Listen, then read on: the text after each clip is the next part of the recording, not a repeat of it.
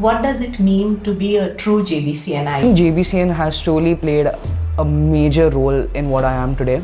What it means to be the harbingers of those change. Did not start attacking also. This Sanskrit term. The word yukti actually means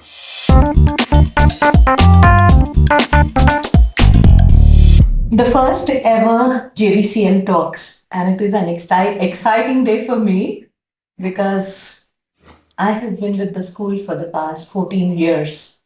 And as we start with the 15th year, which is supposed to be a landmark year for all of us, I am glad that my children have joined me. They've spent years and years in the school along with me, and I think they will be the best ambassadors of JBCN. A true JBCNite, heart, soul, mind, body, and spirit. So I am Debika Chatterji and I'm the director principal, and I have with me our A-level learners. So would you like to introduce yourself, please? Sure, ma'am. My name is Avi Dubey. I have been a part of this school for the past 13 years. Currently, I'm the president of the A-Level Learner Council. Whenever I'm not in school, I often spend time learning new recipes at home, cooking, studying, increasing my knowledge base, studying math, or often researching up and learning more about latest automobiles and their technologies.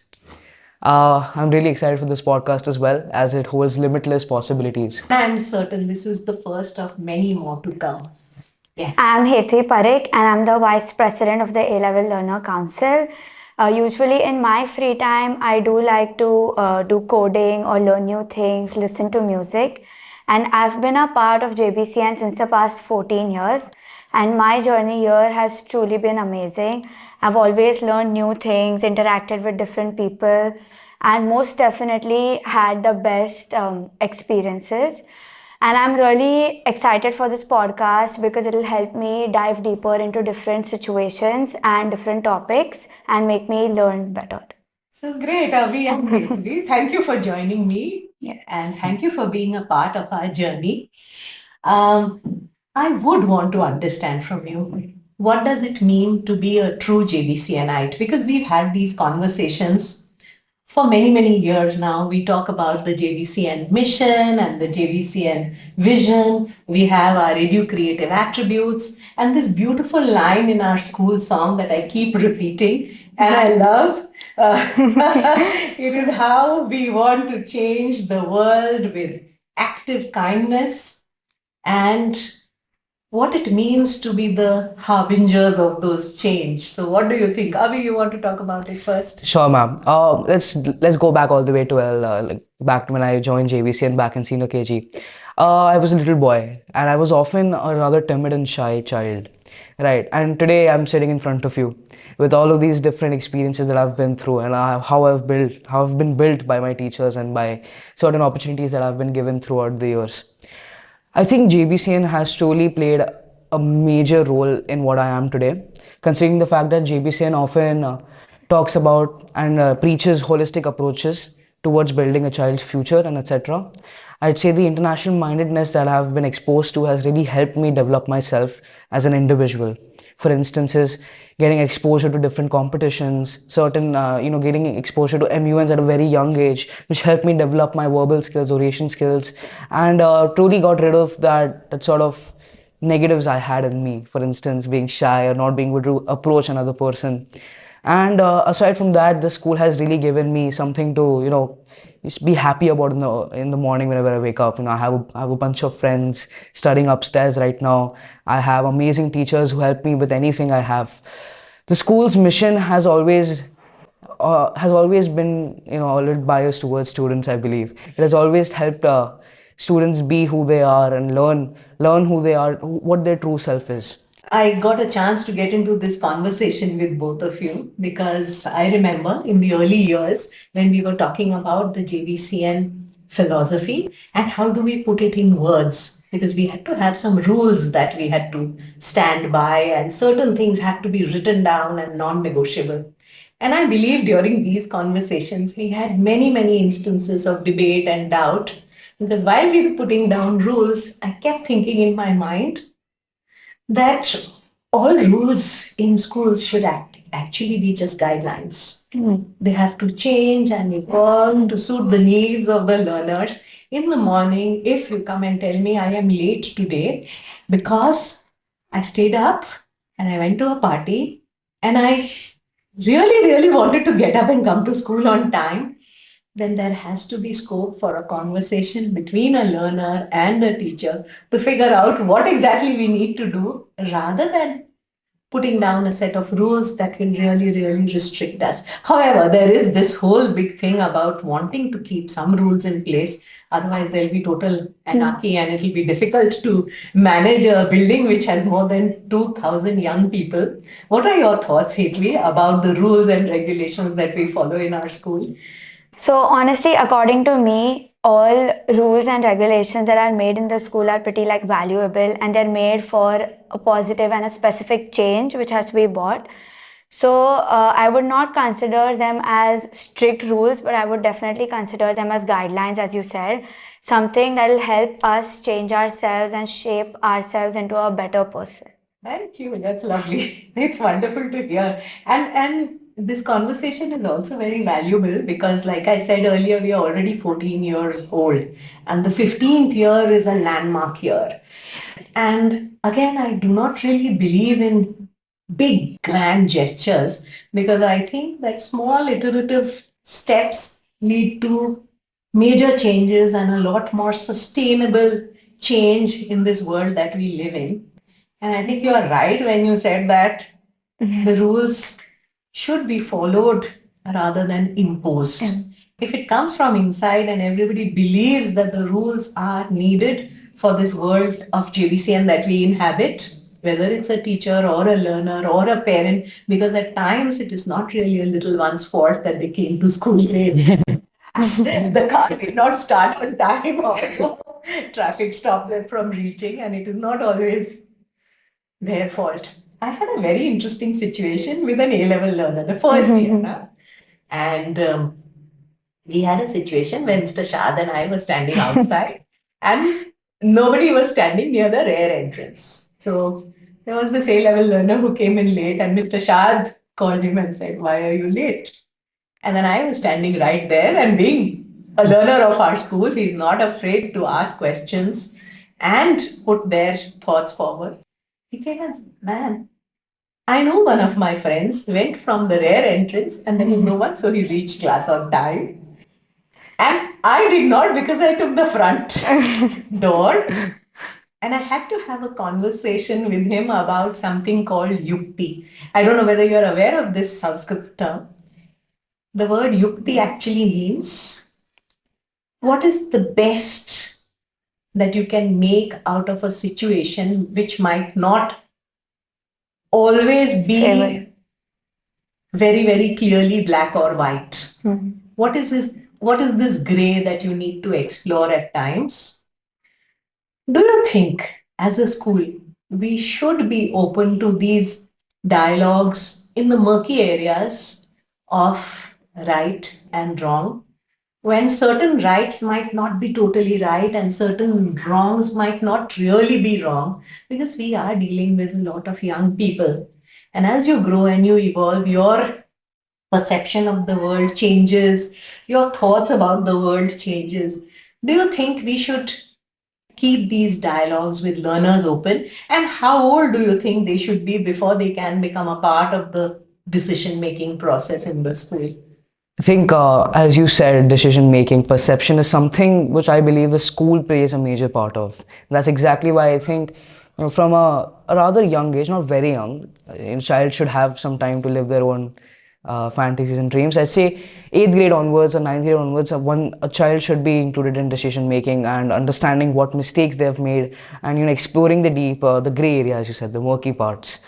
The reason I believe this has to be done is because even I myself have been through a lot of things, right? And decision making is something that is extremely important, be it choosing between your ICSE or IGCSE boards, be it choosing between A levels or going into the Indian education system for IITs or AIMS, etc. I'd say introducing children to decision making, building their own perception is really important to be to have, because in today's day parents give a lot of freedom to their children, right? My parents told me, Avi, it's your choice, decide whether you want to go to JBC and continue with A levels, or do you want to go into some institution and prepare for JE and etc. I was able to make that decision quite clearly and flawlessly, because I myself was able to make decision between whether I'll take IGCSE or ICSE. So decision making and perception building is something that has to be done from a young age. Even though it may seem something that's rather heavy for a child, but it is something that is going to help them in the real world as well. Because decision making is something that is there with one's life throughout.